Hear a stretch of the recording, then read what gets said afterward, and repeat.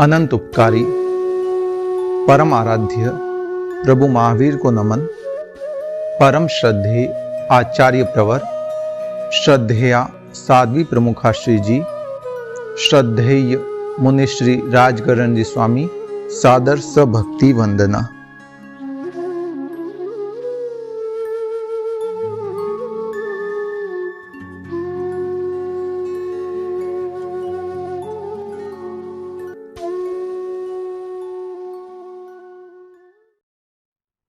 जय जिनेन्द्र। अरहत वंदना की सीरीज का अंतिम वीडियो, जिसके अंतर्गत हम भावभीनी वंदना का, हालांकि वह हिंदी में ही है मगर फिर भी उसके मर्म को समझने का प्रयास करते हैं, क्योंकि आचार्य तुलसी की कृति है भावभीनी वंदना और इतने भावों से ओतप्रोत है कि यदि हम इसको भाव विभोर होकर गाते हैं और भावों की श्रेणी चढ़ जाए तो हम तीर्थंकर नाम गोत्र का उपार्जन कर सकते। क्या उत्कृष्टता, वैराग्यता, एक तरह से निश्चय की बात इसमें समाहित है। गागर में सागर भरा हुआ है।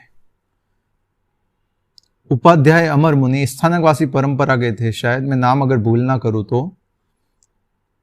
उन्होंने कहा था कि आचार्य तुलसी ने क्या गजब की ये कृति लिखी है, क्या गजब की गीतिका लिखी है भावभीनी वंदना, कि मैं तो गाते गाते गुनगुनाते हुए भाव विभोर हो जाता हूं। ऐसे शब्दों का समायोजन किया इसके अंतर्गत।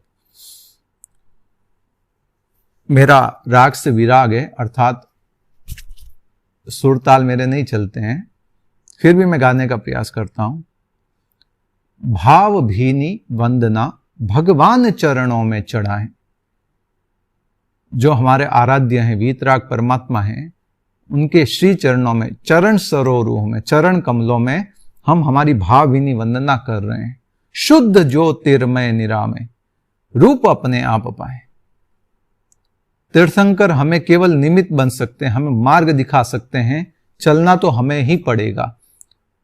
तीर्थंकर केवल बता सकते हैं कि यही मार्ग है शुद्ध स्वरूप प्राप्त करने का, सिद्ध बुद्ध मुक्त बनने का। तीर्थंकर स्वयं हमें तार नहीं सकते, तिरना तो हमें ही पड़ेगा। इसीलिए आचार्य तुलसी ने फरमाया है, शुद्ध ज्योतिर्मय निरामय रूप अपने आप पाए। शुद्ध ज्योतिर्मय जो रूप है वह हम अपने आप ही पा सकते, कोई हमें दे नहीं सकता है। प्रथम पद्य है, ज्ञान से निज को निहारे, अर्थात सम्यक ज्ञान के द्वारा स्वयं को निहारने का प्रयास करें, स्वयं को जानने का प्रयास करें। ज्ञान का कार्य है जानना, तो अपने आप को जानने का प्रयास करें। दृष्टि से निज को निखारें, और दृष्टि का अर्थ होता है सोच। तो जो हमारी सोच अनादिकाल से भौतिकता से चकाचौंध बनी हुई है, पौद्गलिक क्षण भंगुर नाशवान सुखों के प्रति आसक्त रही है, उस दृष्टि को निखारने का प्रयास करें और आत्मा की ओर लाने का प्रयास करें। तो ज्ञान से निज को निहारे, अर्थात ज्ञान के द्वारा स्वयं को जानने का प्रयास, दृष्टि के द्वारा यानी दर्शन के द्वारा हमारी स्वयं की सोच बदलने का प्रयास, बहिर्मुखी से अंतर्मुखी बनने का प्रयास। आचरण की उर्वरा में, उर्वरा का अर्थ होता है धरती, भूमि। तो ज्ञान, दर्शन और चारित्र, आचरण का अर्थ होता है एक्टिविटी। तो जो सम्यक चारित्र है, सम्यक एक्टिविटी है, जो सत प्रवृत्ति है, जिसके द्वारा हम कर्मों का निर्जरण कर सकते हैं या अन्य जीवों की हिंसा नहीं करते हैं, ऐसी प्रवृत्तियों के द्वारा जिसमें किसी जीवनी काय की हिंसा न हो, ऐसी क्रियाओं के द्वारा हम जो हमारी साधना की भूमि है उस पर लक्ष्य तरुवर लहलहाए। हमारा जो लक्ष्य मोक्ष है, मोक्ष रूपी जो तरुवर है अर्थात वृक्ष है, वह लहलहाने लग जाए। ज्ञान, दर्शन और चारित्र की त्रिवेणी के अंतर्गत हमारी जो भूमि है उसे हम इतना पुष्ट करें और साधना के द्वारा इतना सशक्त करें कि उस साधना की भूमि के ऊपर मोक्ष रूपी वृक्ष लहलहाने लग जाए। दूसरा पद्य है, सत्य में आस्था अचल हो। हमारी अनादिकालीन परंपरा रही है स्वयं की कि हम कई बार क्या होता है कि विचलित होते रहते हैं, चलायमान रहते हैं। किसी ने कहा ये सही, हम उसकी बात को एक्सेप्ट कर लेते हैं। किसी ने कहा वो सही, हम उसकी बात को भी मान लेते हैं। बिना पेंडी के लोटे होते हैं, हर तरफ डगमग करते रहते हैं, कभी इधर लुढ़के कभी उधर लुढ़के। तो आचार्य तुलसी इस गीतिका के अंतर्गत ये सबसे ज्यादा भावपूर्ण पद्य हैं।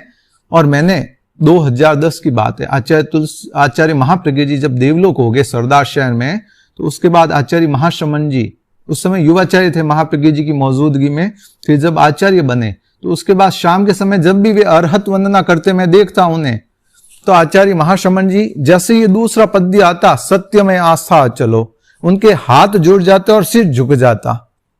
वे अपनी भावनाओं को पुष्ट करते कि भले कुछ भी हो जाए, मैं एक आचार्य पदवी पर आरूढ़ हूं, मुझे संघ की सारना वारना करनी है, साधु साध्वी श्रावक श्राविका को सही मार्ग दिखाना है। तो इसीलिए मेरी सत्य के अंतर्गत आस्था अचल हो, चलायमान नहीं हो।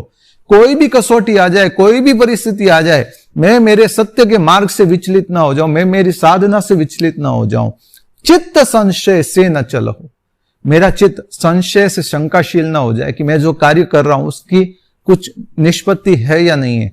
इस अनादि काल के अंतर्गत अनंता जीव 9 ग्रेवेग तक चले गए। कई अनंता जीव 14 पूर्व के जानकार होते हुए भी शंका के कारण, अहंकार के कारण सम्यक्त्व से च्युत हो गए। अनंता जीव वीतरागता को प्राप्त होकर भटक गए। अनंता जीव कारण रहा शंका हो गई। वे जानते तो थे कि उपशम श्रेणी भी होती है, वे मानते नहीं थे कि उपशम श्रेणी में चढ़ा हूं। तो इस तरह की कई शंकाएं हैं जिसके कारण हम धर्म से और अध्यात्म से विचलित हो जाते हैं। भगवान के द्वारा बताए हुए मार्ग से हम पथ भ्रष्ट हो जाते हैं। तो मेरा कोई भी परिस्थिति आ जाए, एक तो सत्य में आस्था चल रहे और चित्त संशय से न चल हो, मेरा चित्त संशय से चलित ना हो जाए, मैं कहीं राह से भटक ना जाऊं। इसीलिए बंधुओं, जब भी आप अरहत वंदना करते हो, भावहीनी वंदना करते हो, तो ये लाइन के समय भावों से ओतप्रोत होकर करें और ये भावना करें कि मेरा कोई भी परिस्थिति हो, सत्य में मेरी आस्था अचल रहे और चित्त संशय से चलायमान न हो जाए। मैं अनवरत, क्योंकि ये जयवंता शासन मिला है और वर्तमान में शुद्ध सम्यक्त्व का योग संयोग निश्चय केवली गम्य मगर व्यवहार में लगता है। तो यदि हमारी आस्था पुष्ट रही और चित्त संशय से चलयमान नहीं हुआ, तो निकटवर्ती भवों में मोक्ष जाने से हमें कोई नहीं रोक सकता। तो इसलिए सत्य के प्रति आस्था पुष्ट करने का प्रयास करना है। सिद्ध कर आत्मानुशासन, विजय का संगान गाए। सिद्ध कर आत्मानुशासन यानी स्वयं की आत्मा के ऊपर अनुशासन करना है, कंट्रोल करना है।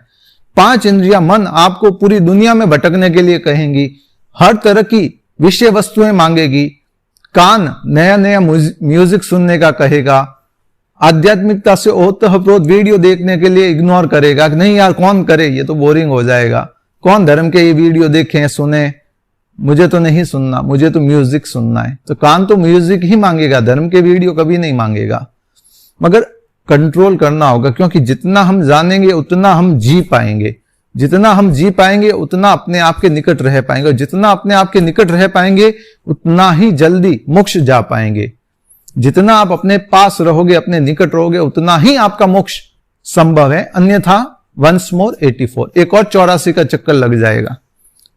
तो सिद्ध कर आत्मानुशासन, विजय का संगान गाए।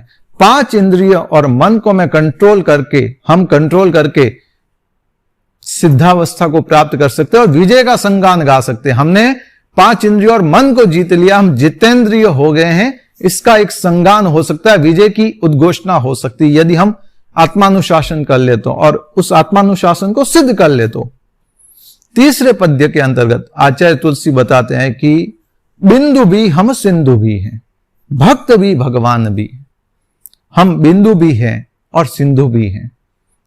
बहुधा मैं साधु साधियों की सेवा करता हूं तो मैं कई बार ऐसे ही कह देता हूं, महाराज हमारे पास अनंत ज्ञान है। तो साधु साधु भी हंसने लग जाते हैं। मैं हंसने की बात नहीं, हकीकत है, हमारे भीतर अनंत ज्ञान भरा पड़ा है, मगर वो ज्ञानावण्य कर्म के कारण आच्छादित है, मगर थोड़ा थोड़ा प्रचंड रूप से प्रकट है। जितना हम जानते उतना हमारा प्रकट है। कोई जमीन खोदता है पानी के लिए, तो नीचे तो बहुत अथाह सागर होगा ना, 400-500 फीट पर, मगर ऊपर कितना आ रहा है, जितना आपने पाइप लगाया है। तो वो बिंदु भी सिंधु की है, नीचे पूरा सागर चल रहा है, तभी तो पानी आता रहता है सालों तक। तो वैसे ही हमारे पास जितना भी ज्ञान है प्रचन्न रूप में, ढके हुए रूप में, वो अनंत ज्ञान का ही एक हिस्सा है। इसलिए हम बिंदु भी है, हम सिंधु भी हैं, हम भक्त भी है, भगवान भी है। कई लोग कहते हैं मैं आत्मा हूं, नहीं, मैं परमात्मा हूं। यदि मेरे 8 कर्म क्षय हो जाए तो जो सिद्धों का स्वरूप है वो मेरा स्वरूप है। तो प्रचन्न रूप से तो मेरी आत्मा परमात्मा ही है, मगर 8 कर्मों से आवृत होने के कारण कभी दुरात्मा हो जाती है, कभी साधुत्व स्वीकार किया तो महात्मा हो जाती है, वरना सामान्य आत्मा रह जाती है। तो मूल स्वरूप तो हमारा परमात्मा ही है, हम प्रभु ही है। और प्रभु की अगर अभ्यर्थना करनी है तो प्रभु बनकर ही कर सकते हैं। जैन धर्म भक्त बनना नहीं सिखाता है, जैन धर्म भगवान बनना सिखाता है।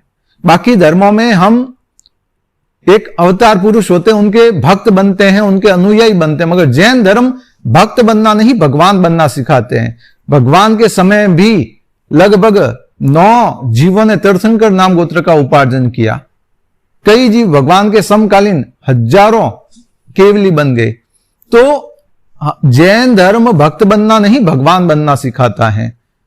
इसीलिए हम एक अपेक्षा से अपने आराध्य के प्रति कृतज्ञता ज्ञापित करते हैं। एक हमारी गुरु भक्ति, एक अनुनय विनय है, अरिहंत भक्ति। इसीलिए हम भक्त भी कहलाते हैं भगवान के, और हम भगवान भी है। अगर हमारे 8 कर्म क्षय हो जाए, हम हमारे मूल स्वरूप को प्राप्त हो सकते हैं। चिन्ह कर सब ग्रंथियों को, सुप्त चेतन को जगाए। जो अंदर हमारी आत्म चेतना सुप्त है, सोई हुई है अनादिकाल से, उन समस्त ग्रंथियों को, कषाय की ग्रंथियों को, राग द्वेष की ग्रंथियों को, क्रोधमान माया लोभ की ग्रंथियों को चिन्ह कर दो, साफ कर दो, समाप्त कर दो, और अपने मूल शुद्ध चैतन्य स्वरूप आत्मा को प्रकट करने का प्रयास करना है। चिन्ह कर सब ग्रंथियों को, सुप्त चेतन को जगाएं, भाव भीनी वंदना भगवान चरणों में चढ़ाएं। चौथा पद्य है, धर्म है समता हमारा, कर्म समता में हमारा। अर्हत वंदना के अंतर्गत भी हमने समता के संदर्भ में जानने का प्रयास किया कि लाभ अलाभ, सुख दुख, निंदा प्रशंसा, जन्म मरण और मान अपमान में हमें सम रहने का प्रयास करना चाहिए। तो धर्म है समता। जैन धर्म, प्रभु महावीर का धर्म कौन सा है? समता धर्म है। बस सम रहो। कभी साधु गोचरी जाते हैं तो उन्हें कई उत्कृष्ट स्वादिष्ट व्यंजन मिलते हैं, पकवान मिलते हैं। और कई बार गोचरी में जाते हैं ना, रास्ते की जब विहार में होते हैं तो कई बार खाने को क्या पानी पीने को नहीं मिलता है। कभी घी ज्यादा होता है, कभी मुट्ठी चना होता है। साधु दोनों में खुश रहता है। समता भाव, मिले तो ठीक, ना मिले तो ठीक। कई जगह साधु के लिए बड़े बड़े धार्मिक स्थल होते हैं, इतने आलिशान होते हैं, इतने तो हमारे घर भी नहीं हो। और कई बार एक एक कमरे में 4-4, 7-7 साधु साधियों को रुकना होता है। यही है धर्म, समता, सम रहना। बड़ा महल जैसा अगर भवन मिल जाए, स्थान मिल जाए, उसमें खुश नहीं, और छोटी सी जगह मिल जाए तो उसमें खिन्न नहीं।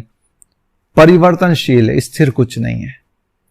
तो भले बड़ा महल हो तो भी 4-5 महीने के चौमासे से ज्यादा रुकना नहीं, और छोटी सी कुटिया हो तो भी 1-2 दिन, सप्ताह, 10 दिन, महीने, 4 महीने से ज्यादा रुकना नहीं। तो इसीलिए धर्म है समता हमारा, यानी सम रहना। कोई भी परिस्थिति हो, सम रहने का प्रयास। अधिक ठंड लग रही है तो भी समभाव से सहन करना, और भयंकर गर्मी है तो भी समभाव से सहन करना। कर्म समता में हमारा, जो हम क्रियाएं कर रहे हैं उसके अंतर्गत भी हम ज्यादा एटीट्यूड ना दिखाएं, अहंकार से ग्रसित ना हो जाए, या खीनता या हीनता से ग्रसित ना हो जाए। ना उत्कृष्टता ना निकृष्टता, दोनों ना आए हमारे भीतर। इसीलिए कर्म भी हमारा, जो क्रियाएं, सांसारिक क्रिया भी सम होनी चाहिए, स्थिर होनी चाहिए, तटस्थ होनी चाहिए। साम्य योगी बन हृदय में, अर्थात साम्य योगी का अर्थ होता है जो सामंजस्य वाला होता है, एडजस्टमेंट वाला होता है। कहीं पर भी कोई भी सिचुएशन है उसमें एडजस्टमेंट कर लेता है तो वह साम्य योगी कहलाता है। साम्य योगी बन हृदय में, स्रोत समता का बहाएं।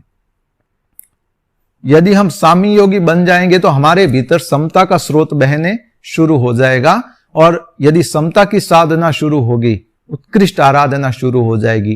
क्योंकि सबसे बड़ी अगर कोई साधना है तो सम होने की साधना है।